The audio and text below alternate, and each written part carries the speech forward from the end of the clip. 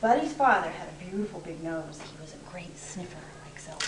Oh, we already stopped it. Good. The scruffy varmint repeated, who get the what from the where side of the where what? A slice of bread. You It's bring like me a the slice of bread. Today we had Sure, our Read said Dog come Buddy. in and read with the students. Buddy's mother said, This is a program that we've "Listen, instated at Prentice Buddy." School in the past year.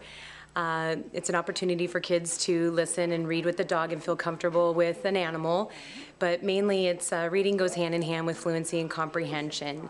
And a lot of kids get stuck on words or don't feel comfortable reading aloud, and when they read to an animal, they're not corrected. They develop a more fluent, accurate reading base and just feel, more apt to read. So they enjoy reading better and enjoy spending time with the animal. Go to Asia to bring back silk.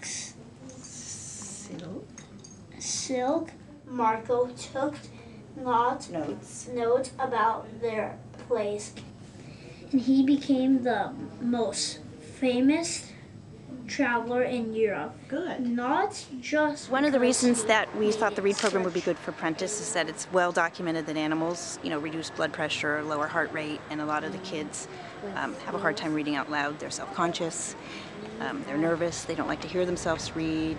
Reading can be tricky for many of us.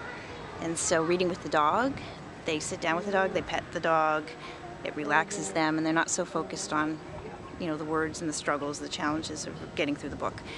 And that's, the more we can get them to practice reading, the better reader they'll be and the more successful they'll be in class.